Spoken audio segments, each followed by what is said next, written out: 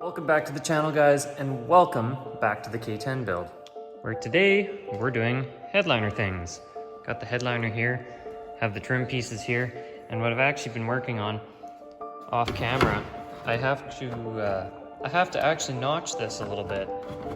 So when I built my speaker boxes, I wasn't really thinking about where all this sits.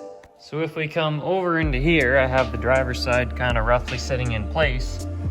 Come down here, you can see the old one went straight across, something like that. So I actually had to notch, and then there was a screw hole down here. So I cut that off, and then I re-drilled a new one in here. This one might still be able to sink a screw into. I think I might be able to get away with it. But anyway, after I did that, it all lines up good. The seat belt hole lines up properly. So it's just some minor trimming, no big deal. Other thing I've been doing, I got the sun visors out of the truck, and then I pulled the arms out of them, and then I just painted these black, because these actually have to go on. You have to put the headliner up, put these up, and then you can put the trim, because this front piece kind of covers them a little bit, so you wouldn't be able to get those on after you have this in. So basically what I'm going to be working on next is I'm going to be placing all of these into the cab and then drilling the holes for all the screws and everything while these are unpainted so that I don't scratch them. And then once I have all the holes drilled and I have everything in there, I'll be painting all of these semi-gloss black with a adhesion promoter and a interior paint. And then I'll be wrapping the headliner in the same material that I did the sub box in.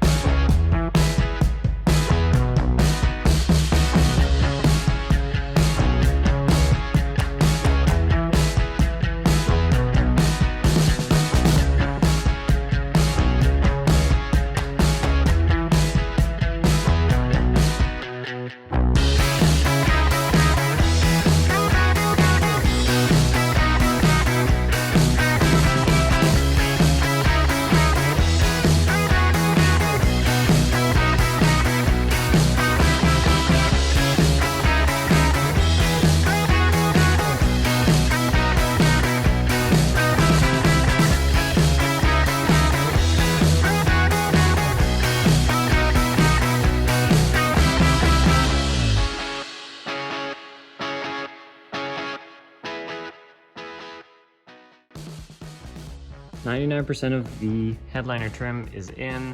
I have all the screws, all of the holes for the screws drilled. Pretty much every screw that you see in here is every screw that needs to be in to mount it. There's no other ones that I didn't do.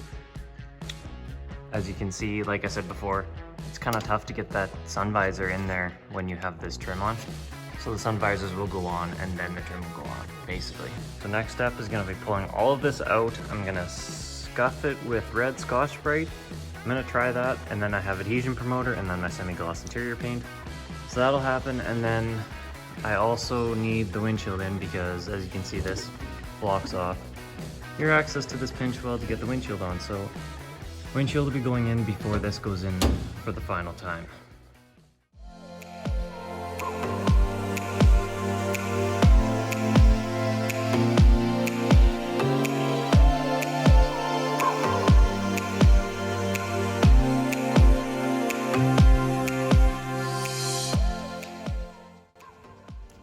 Everything's scuffed up with red Scotch-Brite.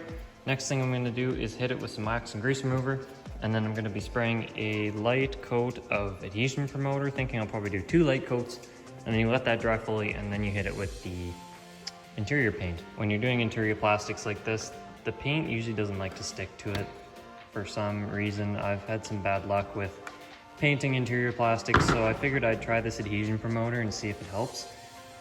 I think it should. It's supposed to be for plastics with a built-in release agent. Like when they get formed in the mold, there's some sort of agent that gets released out of them once it's done being molded. So the idea is the adhesion promoter will kind of kill that and get that away so that your paint will stick to the plastic instead of trying to stick to that chemical that it's releasing. So in theory, I shouldn't really have to spray the metal with the adhesion promoter, but I think I probably will.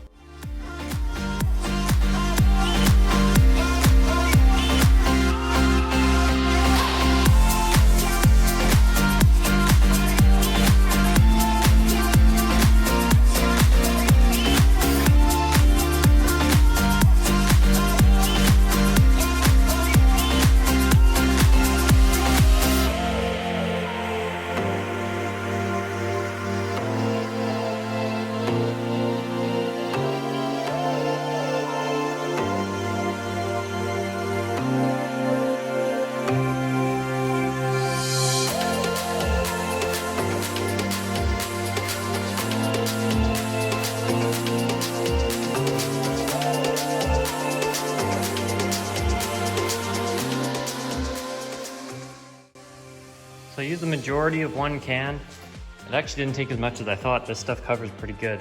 This is a product made by SEM, which is actually a pretty good company for paint. This is their color code, and as you can see, it's specifically for interior panels, vinyl surfaces, flexible rigid plastics, carpet, and floor.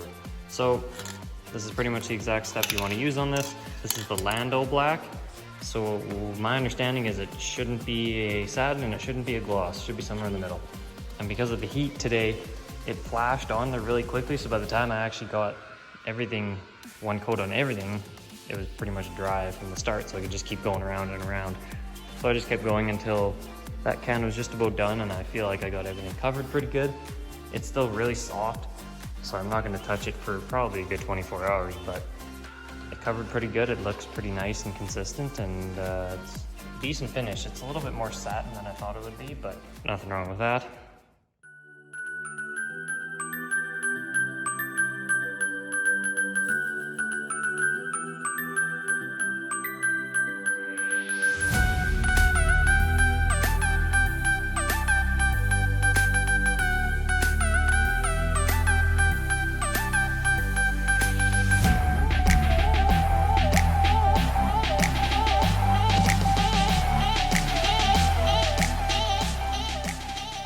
Headliner is now wrapped in the same material that I did the sub box in, just roughly cut out where the sun visor and the dome light go. This is the glue I used. It's 3M80. It was very expensive, as you can see. But this is one thing you don't really want to cheap out on the glue on because of gravity. Obviously, it's going to want to pull the headliner off. Pull the material off of the headliner rather. And you've seen on old vehicles all the time that the headliner's drooping, so I didn't want to cheap out on it. So get the good stuff, do it once, do it right.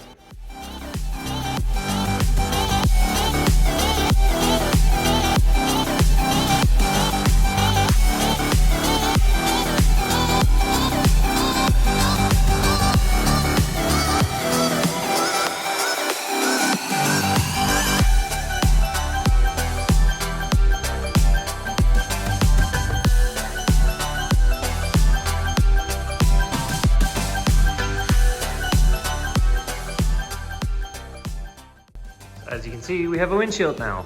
This actually wasn't too bad. It was a little bit tougher than the rear window, which I was expecting. The way these windshield seals are actually made, you have a really loose fitting main seal, and then you have a rubber strip that gets put inside these two. There's little lips in here, and you have a rubber strip that you put in here, and then that basically spreads this like this, and then this open like this. So then you get a seal against here, you get a seal against here, and it also seals on the outside by kind of pulling it how it should be. So that's not in there yet. I just wanted to get the main windshield in with the main seal so that when you come on the inside, you can see kind of how that trim that goes up here, here's a screw hole for it, it kind of covers this. So I just wanted to make sure that I had the seal in there so that this trim wasn't going to be in the way when I went to put the headliner and everything in here. So finally, we have all the windows in the truck. And usually that means the doors close really bad because you have new weather stripping and the seals are really stiff, so the doors don't close very good. And surprisingly, these ones aren't too bad.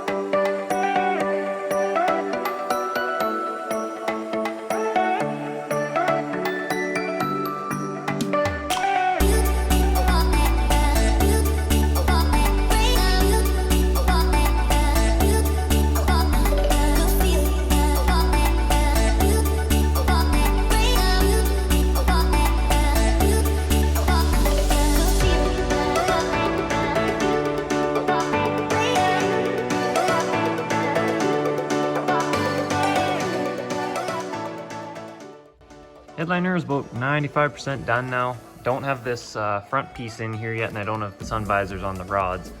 The reason I don't have this front piece is I'm thinking I'll do some sort of rear view mirror, probably out of a newer Silverado that has a backup camera in it, and potentially compass and temperature as well. So if that's the case, I need to be able to run the wires up and hide them underneath the headliner here and go down the A-pillar. So I just left this piece off just in case I'm gonna need to run wires later. So other than that, the windshield's in, headliner's in, most of the trim's in, and it looks really good. This is the same material as the sub box, so everything kind of matches and it flows together. I have inserts on the door panels that are very similar material as well, so it's all gonna match really well. I know this video is probably a bit of a longer one, so thank you for staying tuned if you're still watching. Be sure to like this video, be sure to comment, be sure to subscribe to the channel because it helps me a ton.